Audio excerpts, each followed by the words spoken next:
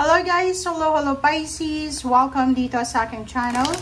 Kapalaran 888, welcome! Alamin natin guys kung ano ang weekly tarot reading. This is the last week of May 2025. So, Pisces, thank you sa lahat ng Pisces na patuloy na nanonood dito sa aking channel. Tingnan natin kung ano ang message na para sa'yo. Okay.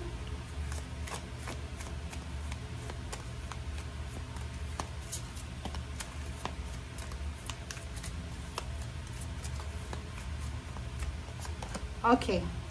First card tayo, Pisces. Ask for what you want. So, sa linggong ito, sinasabi ng bara sa'yo na kailangan mong hingin, okay, kung ano yung gusto mo. So, ibig sabihin, hayaan mo ang universe and other people na malaman kung ano yung kailangan mo and kung ano yung gusto mo. Okay, Pisces? So, ibig sabihin, be true to yourself, be true to your emotion, your energy, sa linggong ito, na parang sinasabi na iwasan natin yung people pleasing, iwasan natin yung masyadong nakafocus tayo sa ibang tao. It's time, this is the perfect timing, Pisces, para ipakita mo naman, lalo na sa mundo, sa universe, sa mga tao sa paligid mo, na importante ka din. And may kailangan ka din eh. Okay? So, yun. Okay. Thank you. Tanungin natin yung angels dito. This is my card, angel card. Ano ba ang posibleng mensahe para sa lahat ng Pisces sa linggong ito? Okay, one card muna tayo. Okay, past over loved ones. Why? Comfort, forgiveness, and support. Okay, so sa linggong ito, sinasabi ng bara sa'yo, Pisces, na huwag kang mag-alala. Don't worry. Okay, wag kang mag-aalala. Bakit? Kung makikita mo dito sinasabi sa past over loved ones, eto yung mga mahal mo sa buhay na namatay na. Nandun na sila sa spiritual world, but hindi sila, kumbaga, nandun sila sa spiritual world, but yung presence nila, yung presensya nila, tama ba yung presensya nila, yung presence nila, ay posibleng mararamdaman mo sa linggong ito, yung comfort, yung forgiveness, and yung support. So, like for example, kung wala ka ng magulang, or wala ka ng, parents, or maybe, may mga lolo-lola na nauna na sa kabilang buhay, mararamdaman mo sa linggong ito, yung comfort nila, yung parang pag-aalaga, yung parang mararamdaman mo na, nandito yung nanay ko, yung tatay ko, para supportahan ako sa kung ano man na plano ko. Nandito ang nanay at tatay ko na parang ramdam mo yun. So, yung spiritual world, yung mundo natin sa linggong ito, lalo na sa mga Pisces, is parang nasa magkadikit lang.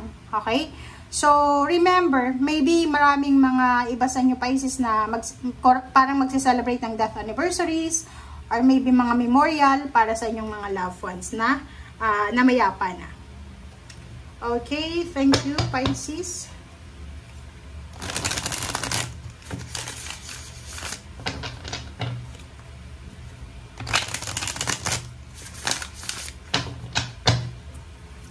Okay, Pisces.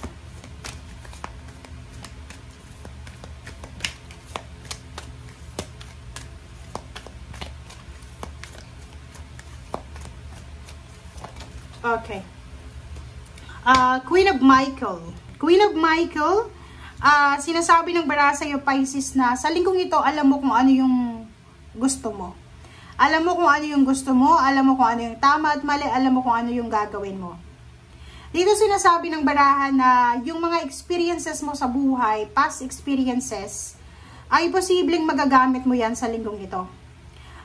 Dito sa barahan to, sinasabi ng barahan na iwasan nating mag-focus sa linggong ito sa ating emosyon, sa emotional. Make sure na mag-focus ka sa iyong career. Okay? Pisces, sinasabi ng barahan sa'yo dito na iwasan mong maging emotional sa linggong ito. Kung masyado kang nakafocus sa relationship mo, na napapabayaan mo na yung trabaho mo, oras na para bigyan mo ng balanse ang iyong sarili. But Dito sinasabi ng baraha, tapusin yung mga dapat tapusin, lalo na yung mga pinagkakakitaan mo sa buhay. Okay? Okay, thank you.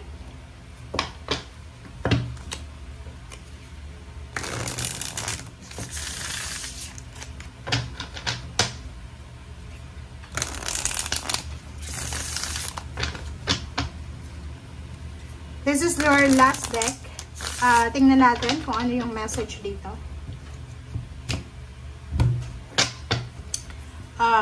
Kumuha tayo dito ng 4 cards sa taas and 4 cards sa ilalim.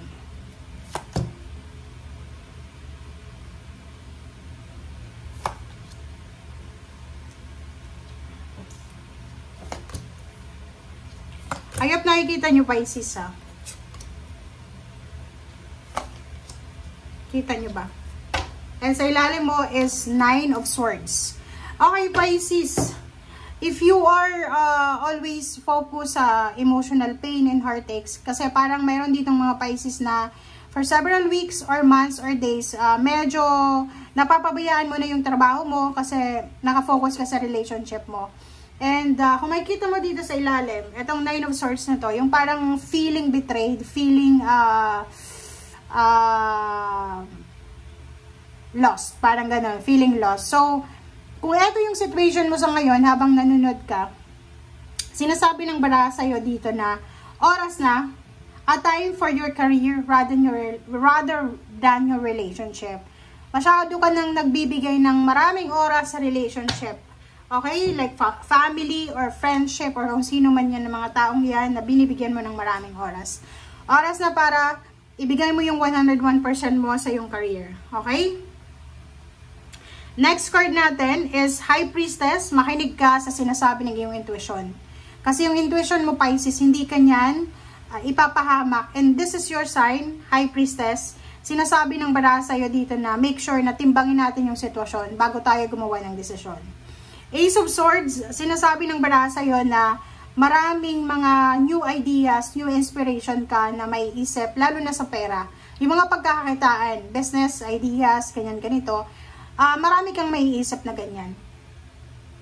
Yung Knight of Pentacles dito, sinasabi ng Knight of Pentacles dyan na may pera, may financial na parating sa'yo. Kumbaga, sinasabi na maraming incoming na salapi. Okay? And kung ano man to na incoming na financial na to, maybe job offer, yun nga, mga business ideas, or kung ano man yan, lump sum of money, inflow, di ba, yung parang sasabog ng swerte, yung buhay mo, Pisces. Kasi tingnan mo siya. Di ba? Sobrang fiery Sobrang fiery yung ideas na yan. Like, mayroon ka, Pisces, na naiisip na isang business na idea or inspiration na sobrang excited ka. Kung ano man yan, magdadala yan sa'yo ng sobrang excitement. And at the same time, yan ang pwedeng maging isa sa mga rason para maging King of Pentacles ka. Yung King of Pentacles is parang sobrang yaman, stable sa financial, hindi na problema sa financial, parang sobra-sobra pa. Sobra-sobra na, siksik-liglig umaapaw yung financial. Okay? So, the Empress, dito sinasabi ng baraha na yun, maybe may pregnant na Pisces, mayroon ditong Pisces na may baby, mayroong Pisces ditong nagbabalak mag-asawa, nagbabalak mag-diet, nagbabalak na baguhin yung hairstyle or yung lifestyle niya. Maraming new ideas, new beginnings ka na sisimulan sa linggong ito. Maybe this is the first week ng diet mo, first week ng bagong lifestyle mo, or kung ano man siya, or maybe first week ng pregnancy mo. Okay. Ito naman, Ace of Wands, sobrang excited. Excited yung Pisces na ito kasi kung ano man to na plano mo, kung ano man tong minamanifest mo, yung universe, 'di ba, mag-a-align sa kung ano yung gusto mo. Mahirap yun kasi minsan yung universe, kahit anong gusto natin, hindi mag-align sa gusto natin, 'di ba? May gusto tayo, pero kahit anong diskarte, walang nangyayari. But now, sinasabi sa your Pisces na don't worry kasi yung gusto mo, gusto ng universe, align siya. Kumbaga, ikaw yung magbe-benefit niyan. Health, physical, strength, sinasabi ng baraha, there's a good news for your physical health. So maybe may mga health issues ka, health problems, physical, 'di ba? Katawan na posibleng masettle siya, 'di ba? May gagaling na sakit, merong mga madidiscover na gamot, merong madidiscover na solusyon or answer sa physical health problems mo. And dito sa Four of Pentacles, sinasabi ng baraha na eto na yung simula, Pisces, ng pag-iipon mo. So magiging sobrang frugal ka sa linggong ito. Simula na ito yung linggo ng pagtitipid, pag-iipon, and eto yung linggo na sobra-sobra kang nakafocus doon sa future financial mo. Okay, thank you guys for watching and see you again. Bye!